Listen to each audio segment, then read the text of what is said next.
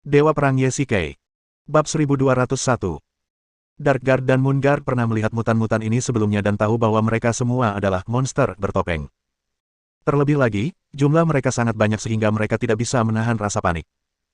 Sekarang, kurang dari setengah dari mereka mampu terus bertarung, dan banyak anggota tim terluka parah. Bahkan tidak diketahui apakah mereka bisa lolos tanpa cedera.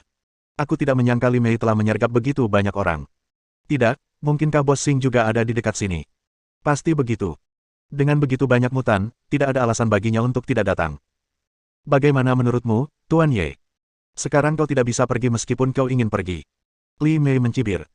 Tunggu, kau bilang sebelumnya kalau aku menghentikanmu, kau akan mempersulit dirimu sendiri. Apa maksudmu? Meskipun tampak sedikit tidak tahu malu, Ye-Shikai tidak punya pilihan selain menunda Li Mei untuk sementara waktu. Namun, karena ada begitu banyak mutan, mengapa dia tidak membawa mereka bersamanya sebelumnya? Nah, fakta bahwa Li Mei mampu memobilisasi mutan Bos Xing berarti pasti ada semacam hubungan antara dia dan Bos Xing, mungkin hubungan kerjasama, atau mungkin saja mereka hanya berada dalam kelompok yang sama.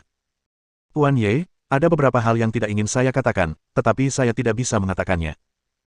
Namun, jangan khawatir, saya tidak akan menyakiti Anda, tetapi hal yang sama tidak dapat dikatakan tentang mereka. Li Mei menunjuk orang-orang di sekitar Ye-Shikai, tanpa ekspresi dan berkata dengan suara dingin. Apa, mengapa kita harus berurusan dengan mereka? Ye-Shikai menjadi semakin penasaran setelah mendengar ini. Mengapa Li Mei mengatakan bahwa dia tidak akan menyakitinya? Para pengawal kegelapan dan pengawal bulan semuanya mengalihkan perhatian mereka ke Ye-Shikai. Di mata mereka, dia adalah Pluto, pemimpin spiritual mereka.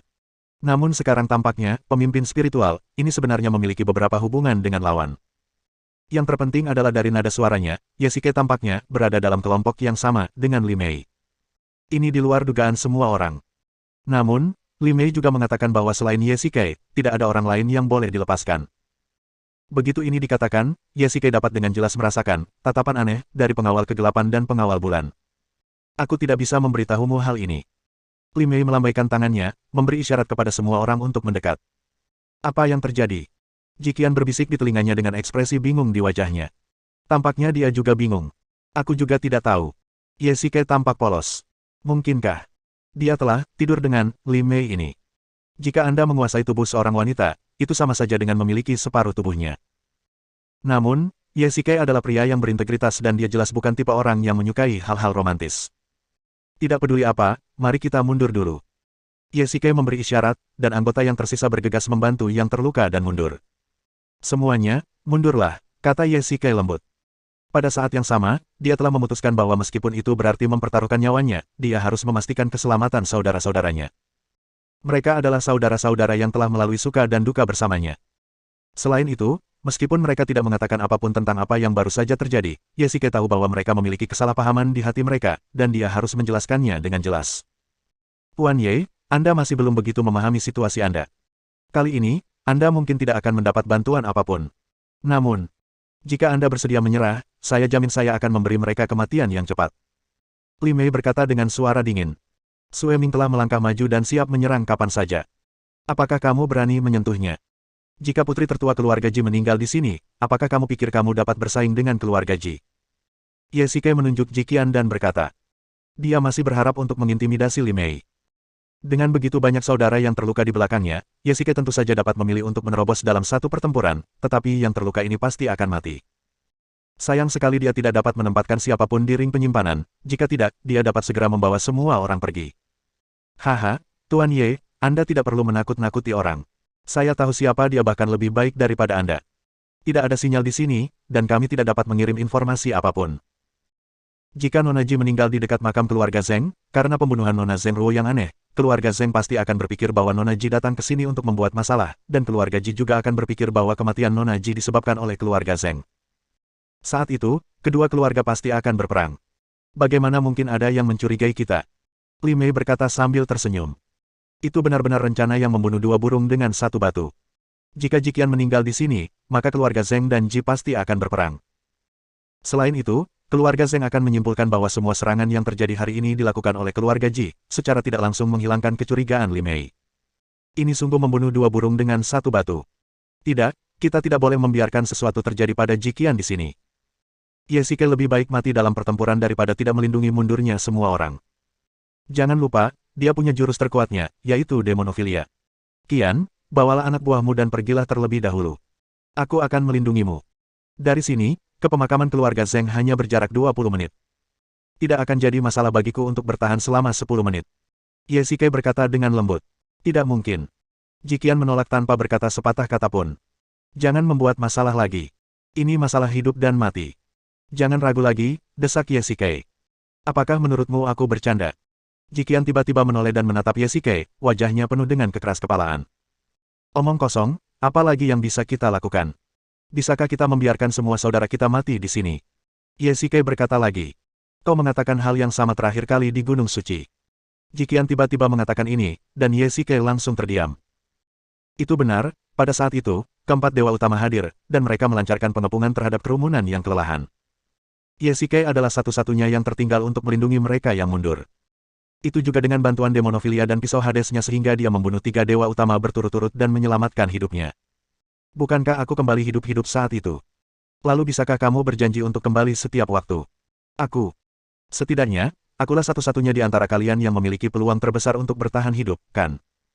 Ye Shikai membalas.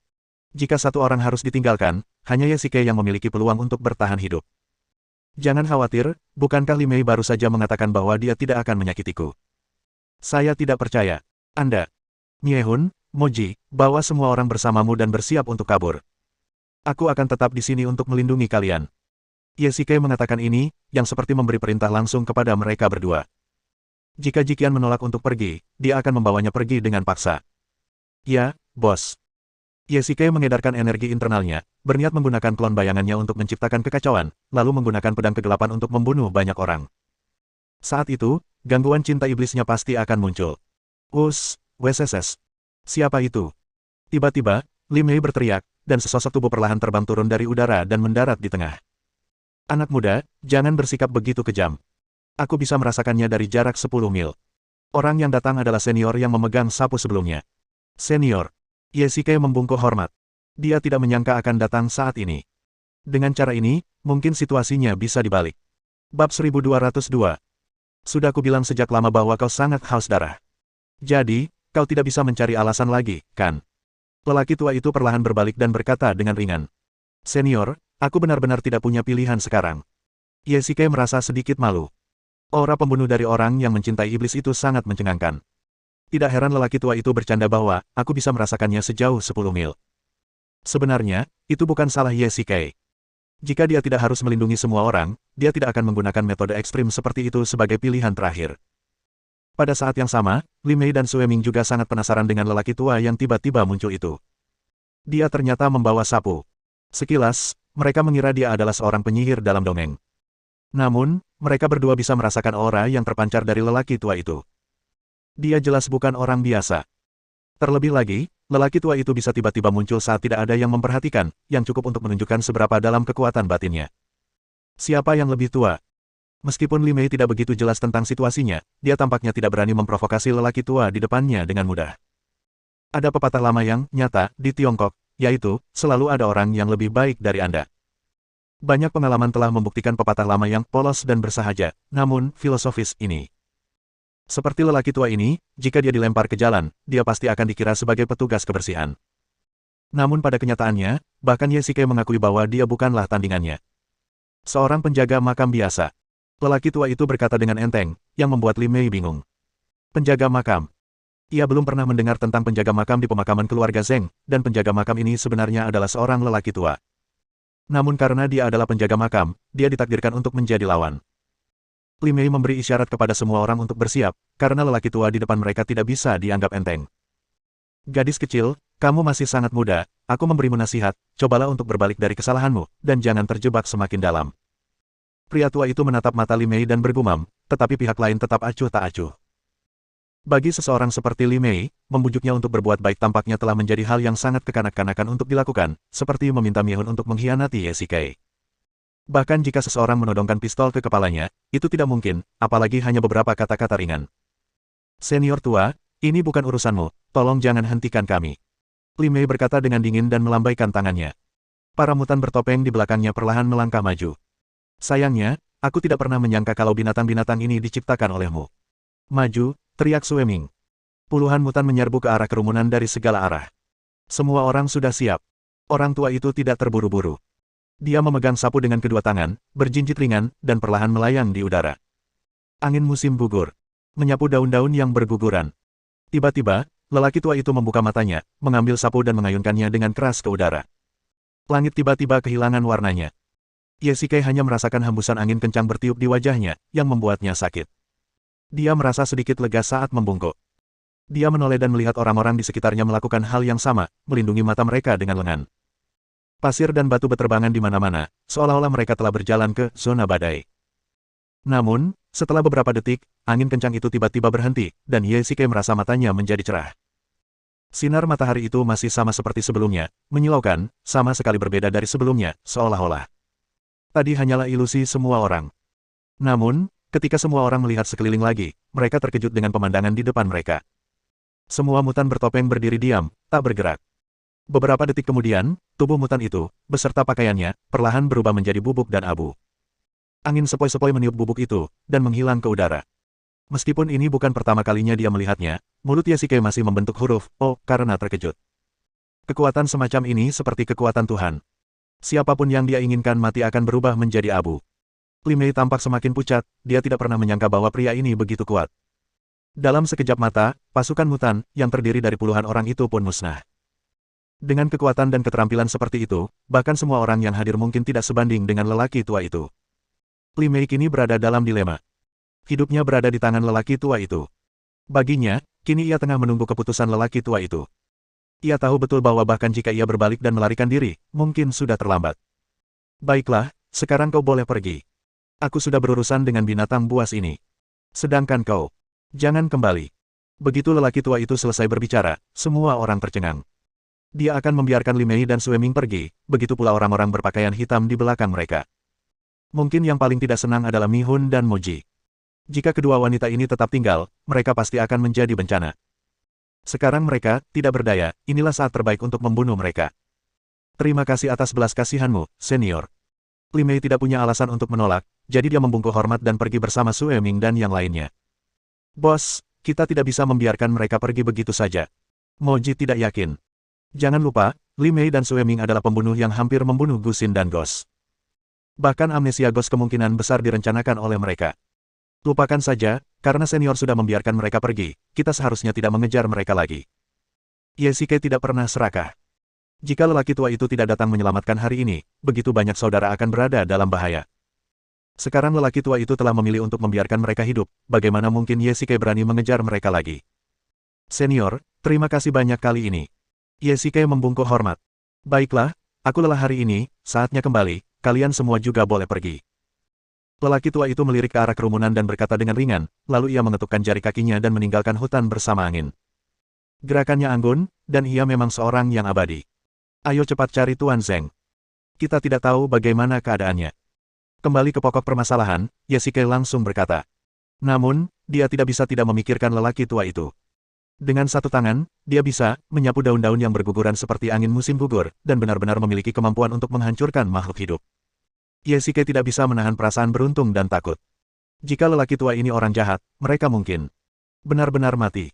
Ketika semua orang tiba di pemakaman keluarga Zeng, mereka melihat sekelompok orang berpakaian hitam berlari ke arah gunung. Ada beberapa mayat di tanah. Tampaknya para penyerang seharusnya diusir oleh Zeng Ji. Syukurlah, Yesike tidak mengejar mereka. Mereka sekarang mengenakan pakaian penjaga keluarga Zeng dan kebetulan berbaur dengan keluarga Zeng. Tuan Zeng, apakah Anda baik-baik saja? Yesike masuk ke ruangan dan melihat Zeng Ji duduk di sana, tampak sedikit lesu. Jangan khawatir, aku baik-baik saja. Zeng Ji menggelengkan kepalanya. Hanya saja tetua Zhang sayangnya tewas dalam pertempuran. Tuan Ye, apa kabar? Oh, sesuatu hampir saja terjadi. Kami bertemu dengan kelompok Li Mei dan Sue Ming. Jumlah mereka terlalu banyak dan kami hampir menderita kerugian. Yesike ragu sejenak dan masih tidak memberitahu mereka tentang mutan tersebut. Namun, kami bertemu dengan seorang pria tua yang membantu kami. Bab 1203. Orang tua yang mana? Zeng Ji menjadi tertarik ketika mendengar ini, seolah-olah dia telah mendengar beberapa informasi penting. Ngomong-ngomong, ini kedua kalinya aku bertemu dengannya hari ini. Pertama kali dia muncul entah dari mana, dan kedua kalinya dia membantu kita. Yesike menambahkan, ngomong-ngomong, dia mengaku sebagai penjaga makam. Tuan Zeng, apakah Anda menyewa seseorang untuk mengurus pemakaman keluarga Zeng? Jikian bertanya dengan rasa ingin tahu. Ini. Aku tidak ingat pernah berpikir seperti itu. Pemakaman adalah tempat peristirahatan terakhir para leluhur kita. Tidak layak bagi orang untuk tinggal di sana. Selain itu, lokasi pemakaman selalu dirahasiakan oleh keluarga. Secara umum, tidak ada yang akan mengungkapkannya, dan bahkan lebih mustahil untuk mengundang orang luar untuk menjaganya. Puan Ye. Apakah Anda salah dengar? Zheng Ji skeptis dan tampaknya meragukan apa yang dikatakan Ye Shikai. Sama sekali tidak. Sayang sekali aku tidak mengambil foto saat itu. Kalau tidak, aku bisa membiarkanmu mengenalinya. Ye Shikai cukup tertekan, tetapi di lingkungan seperti itu, siapa yang akan berpikir untuk mengambil foto? Yang aku tahu dia punya sapu dan kekuatan batinnya sangat dalam sehingga dia bisa dengan mudah mengubah orang menjadi bubuk dan abu. Apa? Ada keterampilan seperti itu? Zheng Ji juga tidak percaya setelah mendengar ini. Terutama ketika dia mendengar bahwa lelaki tua itu hanya melambaikan sapunya dan mengubah puluhan orang menjadi abu, dia bahkan lebih terkejut. Tentu saja, menurutku lelaki tua ini pasti ada hubungannya dengan keluarga Zhengwu. Sayang sekali aku tidak bisa memberimu fotonya. Ye Shikai menghela napas, merasa sangat menyesal. Aku punya solusinya. Pada saat ini, Jikian keluar dari samping dan meminta selembar kertas dan pensil kepada pelayan Zheng Ji. Di depan mereka berdua, dia mulai melukis di atas kertas. 20 menit kemudian. Kelihatannya mungkin seperti ini. Jikian menyerahkan kertas yang digambar. Ye Shikai dan Zheng Ji tidak bisa menahan diri untuk tidak mengagumi potret yang tampak nyata dalam lukisan itu, yang bisa disebut sebagai kamera manusia. Lukisan itu benar-benar sempurna. Ye Shikai berkata dengan gembira, beginilah rupa lelaki tua itu. Bagaimana, Tuan Zheng, apakah Anda mengenalinya? Ini. Sepertinya. Benar-benar tidak mengenalnya. Namun, Zheng Ji memberikan jawaban yang mengecewakan kepada keduanya. Tuan muda Zheng baru berusia 20-an, tetapi lelaki tua itu mungkin berusia lebih dari 100 tahun. Jika dia benar-benar tinggal di pegunungan luar selama beberapa dekade, maka mungkin saja Tuan muda Zheng belum pernah melihatnya. Jikian menganalisis. Masuk akal jika Anda menghitung dengan cara ini. Terus terang, lelaki tua ini adalah orang tua, berusia 100 tahun atau 120 tahun, dan tidak mungkin untuk mengetahuinya dari penampilannya. Mungkin juga dia sudah berusia lebih dari 100 tahun sebelum Zheng Ji lahir. Sulit untuk mengatakannya. Aku pikir ayahmu seharusnya tahu sesuatu tentang hal itu. Jikian melanjutkan. Baiklah, saya akan membawa lukisan ini ke ayah saya. Nona Ji benar. Mungkin dia memang seorang senior yang sudah tua. Saya rasa ayah saya seharusnya tahu, kata Zheng Ji. Jika memang begitu, tidak ada yang lebih baik. Ye Shikai mengangguk. Meskipun banyak orang meninggal hari ini, krisis upacara pengorbanan akhirnya terselesaikan, jadi perjalanan ini sepadan. Hanya saja beberapa orang terluka dalam pertempuran sengit tadi. Aku khawatir mereka akan menggunakan insiden ini untuk menyakiti Tuan Muda Zheng. Ye Shikai mengalihkan pembicaraan. Seperti yang dia katakan, begitu banyak orang dari keluarga Zheng datang kali ini. Bahkan jika batu bata dilempar dengan santai, itu mungkin akan melukai banyak orang. Meskipun Zheng Ji meminta para penjaga untuk mengungsi tepat waktu, korban tidak dapat dihindari. Sebenarnya, cedera para playboy itu sebagian besar adalah kesalahan mereka sendiri. Mereka jelas bisa tinggal di rumah untuk menghindari cedera, tetapi mereka bersikeras keluar untuk menonton kegembiraan itu. Biasanya, para playboy ini harus ditemani oleh beberapa pengawal saat mereka bepergian, dan karena status mereka, tidak ada yang berani menentang mereka. Akibatnya, mereka tidak memiliki banyak kemampuan, tetapi mereka jauh lebih berani dan memiliki temperamen yang buruk. Tentu saja, keberanian ini hanya terbatas pada premis keselamatan mutlak mereka sendiri. Terus terang, mereka adalah pengganggu yang takut pada yang kuat dan menindas yang lemah. Ketika mereka melihat seseorang benar-benar berdarah, mereka menjadi pengecut dan langsung duduk di tanah, tidak bisa bergerak. Akan tetapi, kedua orang tua mereka adalah anggota keluarga Zheng. Jika mereka bersatu untuk menentang Zheng Ji karena masalah ini, maka ia tidak hanya akan gagal membangun gengsinya saat memimpin upacara pengorbanan, tetapi ia juga akan menjadi sasaran kritik publik. Aku tidak pernah menyangka akan ada seorang guru yang begitu kuat. Pada saat yang sama, di luar hutan, Li Mei masih sedikit takut. Dia tidak takut mati, tetapi dia tidak pernah membayangkan bahwa seseorang dapat menguasai kekuatan kematian. Kali ini, operasinya gagal total. Sue Ming selalu bersikap acuh tak acuh, tetapi sekarang, kesombongan itu tidak lagi terlihat di wajahnya. Dia menganggap dirinya sebagai ahli dalam kultivasi, tetapi pengalaman hari ini telah membuatnya menyadari bahwa selalu ada orang yang lebih baik darimu. Namun, dia tidak mau menjadi begitu tertekan dan putus asa, dan wajahnya muram. Kita harus segera melaporkan masalah ini kepada Tuan dan biarkan dia yang mengambil keputusan. Li Mei berkata dengan nada dingin. Dengan kekuatan mereka, mereka jelas bukan tandingan lelaki tua itu. Namun, dari isi pembicaraan, Li Mei juga menilai bahwa lelaki tua itu tidak akan meninggalkan Gunung Weijiao. Dengan cara ini, selama keluarga Zheng meninggalkan Gunung Weijiao, tidak akan ada yang perlu ditakutkan. Tuan Hua, Tuan Sue, bagaimana rencananya? Pada saat ini, Bos Xing juga datang bersama anak buahnya. Jelas bahwa dia datang untuk mengejek Sue Ming. Dia sudah lama tahu bahwa mutan-mutan itu diubah menjadi bubuk oleh lelaki tua itu, tetapi dia tetap bertanya meskipun tahu jawabannya. Meskipun ada ratusan mutan yang hilang dalam 2 waktu ini, Bos Xing tidak lagi merasa kasihan karenanya. Dengan ramuan HST, akan ada banyak mutan seperti halnya jumlah orang. Bagaimanapun, dia adalah bawahan dari 4 komandan organisasi, bayangan, jadi jika ada kegagalan dalam operasi ini, bahkan jika ada yang disalahkan, Sue Ming dan Li Mei yang akan menanggungnya. Aku tidak menyangka akan ada orang tua yang begitu kuat di gunung ini. Ini salahku karena tidak menyelidikinya terlebih dahulu. Ucapan, mengambil kesalahan, dari Bos Xing jelas merupakan ejekan terhadap kedua wanita itu. Bahkan orang bodoh pun bisa mendengarnya. Sepertinya mutanmu masih perlu ditingkatkan, kata Li Mei ringan. Tentu saja, proyek HST terus mengalami peningkatan. Begitu obat baru dikembangkan, semua mutan itu akan menjadi sampah dan kematian mereka tidak akan disayangkan. Bos Xing mengeluarkan sepotong informasi dari belakangnya dan menyerahkannya kepada Li Mei. Tuan sudah tahu situasi di sini. Saya baru saja menerima ini. Bos Xing tampak sangat bangga karena tuannya tahu kegagalan operasi ini dan tampak sangat kecewa dengan Sue Ming dan Li Mei, jadi tugas selanjutnya adalah fokus pada proyek HST. Karena ini adalah tugas tuan, tentu saja aku akan menyelesaikannya. Bos Xing, sepertinya aku harus membantumu selanjutnya. Li Mei berkata dengan nada meremehkan. Tidak, Tuan Hua sangat cakap dan berpandangan jauh ke depan. Saya yakin tuan masih sangat menghargai Anda. Bab 1204. Rumah sakit Donghai. Ali, nanti kita makan di mana? Gusin mengganti pakaian perawatnya dan datang ke ruang keamanan, tepat pada saat melihat Ghost yang sudah berganti pakaian kasual. Ayo pulang dan masak. Kita tidak bisa selalu keluar untuk makan. Ghost tersenyum pahit. Ketika dia berada di Istana Hades, dia tentu tidak perlu khawatir tentang sedikit uang. Saat itu, dia punya uang dan kekuasaan. Dia hanya perlu meminta bantuan orang-orang di bawah. Tapi sekarang, dia hanya seorang penjaga keamanan rumah sakit, dengan gaji bulanan lebih dari 3.000 yuan, dan dia harus membayar sewa. Harga di Donghai sangat tinggi. Tidak apa-apa untuk makan di luar sesekali, tetapi bagaimana dia bisa keluar setiap hari? Selain itu, Ghost sekarang punya pacar dan dia harus menabung. Ya ampun, sulit sekali. Sebagai pacar yang kompeten, Ghost biasanya hidup hemat, tetapi untungnya, Gusin adalah gadis yang mandiri dan percaya diri dan tidak pernah meminta Ghost untuk membeli hadiah mahal. Baiklah, kita ke pasar sayur dulu, baru pulang. Gusin mengangguk, ini kesempatan bagus bagimu untuk mencoba hidangan baru yang aku buat. Itu jenis yang bisa digunakan sebagai racun tikus lagi, goda hantu itu. Omong kosong apa yang sedang kamu bicarakan? Hei, Gusin, kamu di sini. Pergi ke bangsal 601. Seorang pasien memanggilmu. Tiba-tiba, seorang perawat muda berkata di pintu. Gusin cukup penasaran. Secara umum, beberapa orang meminta untuk menemui dokter dengan nama, tetapi tidak ada yang meminta untuk menemui perawat dengan nama.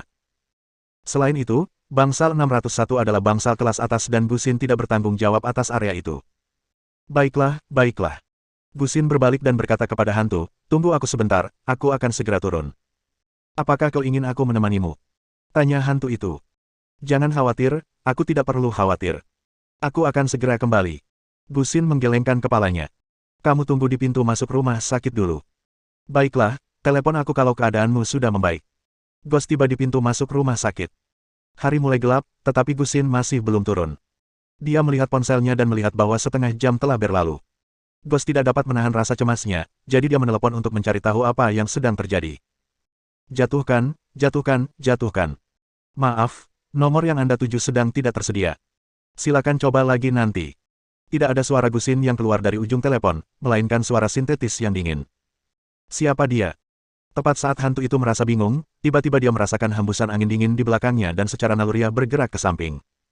Sebuah pisau hampir memotong hidungnya. Ketika dia melihat lebih dekat, dia melihat itu adalah seorang wanita aneh. Siapa kau dan mengapa kau menyerangku? Hantu itu tidak terburu-buru untuk melawan. Ia ingin menjelaskan semuanya. Ia merasa bahwa wanita itu sepertinya sedang memujinya, kalau tidak, ia pasti akan membawa belati atau senjata lainnya. Aku punya saran untukmu. Pergilah ke atas dan temui pacarmu. Wanita itu tiba-tiba berkata dengan suara dingin. Apa yang kau lakukan padanya? Hati Ghost tiba-tiba menjadi gelisah. Mungkinkah Gusin dalam bahaya? Benar saja, setelah mendengar ini, Ghost tidak lagi peduli dengan wanita di depannya dan langsung bergegas ke rumah sakit. Ledakan, ledakan. Lift tidak datang setelah menunggu lama, jadi hantu itu mengetuk pintu lift dengan cemas. Ali, liftnya rusak, apa yang terjadi padamu? Seorang perawat datang dan cukup penasaran saat melihat penampilan Ghost. Ghost terkenal dengan ketenangannya dan jarang sekali melihatnya seperti ini. Di mana Gusin? Apa kau melihatnya? Tanya hantu itu cepat. Apa? Bukankah dia sudah pergi bersamamu? Apa yang terjadi? Sialan. Hantu itu sangat kesal dan langsung berlari ke tangga. Karena tidak bisa naik lift, ia harus menaiki tangga. Ledakan. Hantu itu menendang pintu kamar 601 hingga terbuka dan hampir menendangnya menjauh. Siner, ada apa denganmu? Hantu itu melihat Gusin duduk di kursi dengan punggung menghadapnya, dan saat melihat ini, hantu itu langsung berlari menghampiri. Jangan ke sini. Gusin tiba-tiba berteriak, menyebabkan Ghost mengerem dengan cepat dan hampir jatuh. Gusin, apa yang terjadi? Hantu itu berjalan ke depan dan mendapati Gusin sedang memegang sebuah kotak kertas di tangannya, tetapi Gusin tidak berani bergerak dan tubuhnya sedikit gemetar. Apa ini? Tanya hantu itu penasaran. Melihat Gusin tidak bergerak atau menjawab, dia membuka kotak itu dengan tangannya sendiri. Ada bola baja di setiap kolom kaca di semua sisi, dan di belakangnya terdapat pemicu, detonator, dan bahan peledak. Ada alat penyeimbang di sekelilingnya. Begitu kotak itu miring, bola baja itu akan mengenai pelatuk dan meledak. Gusin berkata dengan gemetar. Baru saat itulah hantu itu menyadari bahwa sepertinya ada alat di tubuh Gusin yang mengikatnya ke bom dan juga menghubungkannya ke bom itu. Jika dia mencoba melepaskannya dengan paksa, bom itu hanya akan meledak secara langsung. Yang paling penting adalah hanya ada lebih dari 20 menit tersisa sebelum bom itu meledak. Jika bom itu tidak dilepaskan tepat waktu, Gusin pasti akan mati saat waktunya habis. Sebenarnya, hantu itu pernah melihat bom semacam ini sebelumnya, dan sangat sulit untuk melepaskannya. Secara umum, orang yang dipasangi bom itu pada dasarnya ditakdirkan untuk mati. Dalam situasi yang menegangkan seperti itu, tidak mudah untuk menjaga keseimbangan. Hanya saja hantu itu telah kehilangan ingatannya sekarang, jadi menurutnya, ini adalah bom yang seimbang. Apa yang terjadi? Ghost langsung bertanya, matanya juga tertuju pada kotak bom. Dia hanyalah orang biasa sekarang. Paling banter, dia memiliki kekuatan internal dan sedikit lebih baik dalam seni bela diri, tetapi dia tidak tahu apa-apa tentang pengetahuan penjinak bom profesional. Paling banter, dia telah melihat beberapa adegan penjinak bom di film dan drama TV. Apa yang terjadi? Pada saat ini, perawat muda dari sebelumnya juga bergegas mendekat. Cepat keluar dan panggil polisi, ada bom di sini. Hantu itu cemas dan berteriak keras. Oke, aku menelepon polisi. Siner, jangan takut, aku akan segera menjinakkan bom itu. Hantu itu melihat sekeliling, mengambil gunting dari meja, dan mengamati dengan saksama struktur bom itu. Dilihat dari ukuran bom itu, kekuatannya pasti sangat besar. Jika meledak, aku khawatir aku tidak akan bisa keluar dari lantai ini. Sebaiknya kau pergi. Terlalu berbahaya. Gusin sekarang sangat ketakutan. Orang normal akan gemetar ketakutan jika menghadapi hal seperti itu. Mungkin karena pengalamannya diculik sebelumnya, Gusin tidak begitu malu. Jangan bicara, cobalah untuk menjaga keseimbanganmu, aku bisa mengatasinya. Ghost terus mengulanginya, tidak hanya untuk menghibur Gusin, tetapi juga untuk menghibur dirinya sendiri. Dalam keadaan seperti itu, apakah bom itu bisa dibongkar atau tidak pada dasarnya adalah pertaruhan keberuntungan. Mustahil bagi ahli penjinak bom untuk tiba dalam waktu 20 menit, dan bahkan jika dia berhasil tepat waktu, tidak akan ada cukup waktu untuk membongkarnya. Hantu itu berkata bahwa dia tidak akan pernah meninggalkan mereka sendirian, dan bahkan jika mereka harus mati, mereka akan mati bersama-sama. Bab 1205. Ghost dengan hati-hati memeriksa struktur bom tersebut. Melihat waktu yang berlalu di layar elektronik, dia menjadi sangat cemas. Ini bukan lagi hitungan mundur bom. Mungkin, ini adalah hitungan mundur kehidupan Gusin, dan juga hitungan mundur Ghost sendiri. Dengan kekuatan yang begitu kuat, bahkan kekuatan internal tidak dapat bertahan melawannya. Siner, tenanglah. Aku tidak akan pergi apapun yang terjadi. Hantu itu meminta Gusin untuk tetap tenang. Keduanya menderita. Ali, kau. Cepatlah pergi. Air mata Gusin mengalir di wajahnya dan dia berteriak sekuat tenaga. Dia tidak punya tenaga lagi karena ketakutan yang amat sangat. Dia tahu bahwa dia mungkin tidak bisa melarikan diri kali ini. Di saat kritis antara hidup dan mati, dia membuat keputusan dari lubuk hatinya. Dia sama sekali tidak ingin hantu itu mati di sini karena dia. Diamlah. Hantu itu tiba-tiba berteriak, dan ruangan itu langsung menjadi sunyi. 5 menit telah berlalu, tetapi dia masih belum tahu. Siapa yang biasanya mempelajari cara menjinakkan bom? Mana ahli penjinak bom? Teriak Ghost keras, seolah melampiaskan kekesalannya. Saat itu, polisi juga sudah tiba di lokasi kejadian. Lantai bawah rumah sakit dipenuhi sirene, suara gaduh, dan teriakan. Jatuhkan, jatuhkan. Ali, kecepatannya. Menjadi lebih cepat. Tiba-tiba, Gusin berkata dengan gemetar, menunjuk ke layar elektronik dengan jarinya yang masih gemetar. Ghost berbalik dan melihat bahwa hitungan mundur normal tiba-tiba menjadi lebih cepat. Waktu berlalu seperti pasir hisap. Pada kecepatan ini, hanya butuh 3 menit lagi. Tidak, mungkin bahkan tidak akan memakan waktu 3 menit. Brengsek. Pemakaman keluarga Zheng. Zhengji, kamu perlu menjelaskan dengan jelas bagaimana anakku terluka. Ya, sayang sekali banyak sekali penjaga yang ditempatkan. Menurutku mereka tidak berguna sama sekali. Mereka bilang semuanya sudah diatur. Menurutku itu omong kosong. Di ruang tunggu, sekelompok anggota keluarga Zheng mengeluh di sana-sini. Meskipun serangan itu berhasil ditangkis, beberapa orang memang terluka. Ini seharusnya menjadi sakit kepala terbesar Zhengji.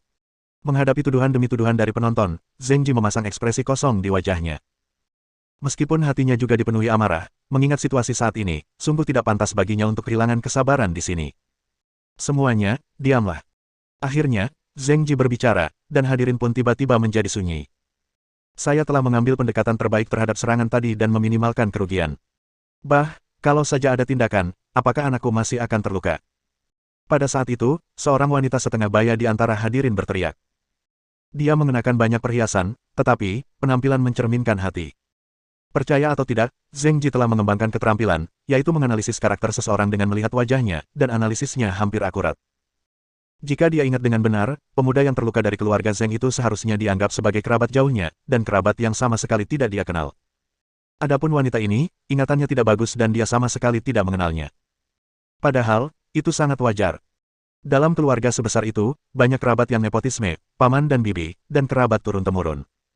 Bahkan jika tulangnya patah, urat-uratnya masih terhubung. Kerabat jauh yang sama sekali tidak ada hubungan darah itu hanya memanfaatkan latar belakang keluarga Zheng dan berpura-pura berkuasa. Zhengji paling membenci orang-orang ini. Putramu terluka, itu semua salahnya sendiri. Terjadi pertempuran sengit di sana, tetapi dia bersikeras keluar untuk menonton pertandingan. Dia tidak bisa menyalahkan orang lain atas cederanya, kata Zhengji dingin. Kamu benar-benar mengabaikan tanggung jawab. Apakah kamu mencoba untuk mengelak dari tanggung jawab? Aku punya rekaman pengawasan sebagai bukti. Zhengji berkata langsung, lalu mengalihkan topik pembicaraan, tapi aku sudah menjelaskannya sebelumnya. Jika rekaman pengawasan membuktikan bahwa apa yang aku katakan itu benar, maka kamu sengaja memfitnahku. Menurut aturan klan, kamu tahu konsekuensinya. Zhengji adalah putra tertua dari garis keturunan langsung keluarga Zheng. Meskipun tidak semua kekuatan dalam keluarga mendukungnya, statusnya tetap ada. Bahkan jika dia bertarung sampai mati di sini hari ini, bahkan jika dia mendapat penjelasan, jika Zhengji masih menjadi kepala keluarga di masa depan dan memegang kekuasaan besar, akan mudah baginya untuk menyingkirkan keluarga kecil dari cabang sampingan. Sekarang giliran wanita parubaya itu yang ragu-ragu. Dia juga anggota keluarga Zheng. Meskipun dalam hal senioritas, dia adalah saudara jauh dan tetua, Zhengji, tetapi dalam hal hak bicaranya, dia jelas tidak sekeras putra mahkota. Jika dia membuatnya kesal, bahkan jika Zhengji belum menjadi kepala keluarga, dia masih bisa menghadapinya. Itu adalah perhitungan kepentingan yang sederhana. Wanita parubaya ini benar-benar enggan menyerahkan semua yang diberikan keluarga Zheng kepadanya. Melihat wanita parubaya itu ragu-ragu, semua orang tidak bodoh dan sudah menebak apa yang dipikirkannya. Bagaimanapun, dia adalah putra mahkota, jadi mereka hanya bisa menjaga perdamaian. Lagi pula, aturan klan dengan jelas menyatakan bahwa siapapun yang dengan sengaja memfitnah garis keturunan langsung dapat dikeluarkan dari klan. Di antara semua orang, tidak ada yang bersedia meninggalkan uang, kekuasaan, status. Dalang di balik layar ingin menarik pasukan sampingan ini untuk berhadapan dengan Zhengji, tetapi ia mengabaikan poin yang paling krusial, yaitu, pohon pertama yang menjulurkan kepalanya akan ditembak. Di antara pasukan sampingan ini, tidak ada yang berani menantang Zhengji. Tanpa seseorang yang memimpin, tentu saja tidak ada yang berani setuju dengan pihak lawan. Sepupu, Bibi mengucapkan kata-kata itu dengan marah dan menentangmu karena dia cemas. Tolong jangan menganggapnya terlalu serius. Pada saat ini, Zheng Su keluar dari samping. Sepupu, kamu datang di waktu yang tepat. Ada yang ingin kutanyakan padamu. Zhengji tentu tahu apa yang dipikirkan Zheng Su. Dia keluar untuk bertindak sebagai pembawa damai saat ini, jelas ingin memenangkan hati pasukan sampingan. Tentu saja, sepupu, tanyakan saja apapun yang ingin kamu tanyakan. Saya mengetahui dari para penyerang yang tertangkap bahwa mereka mengenal sepupu saya. Bolehkah saya bertanya? Apa yang terjadi? Zhengji berkata dengan acuh tak acuh, matanya seperti kail, menatap Zheng Su.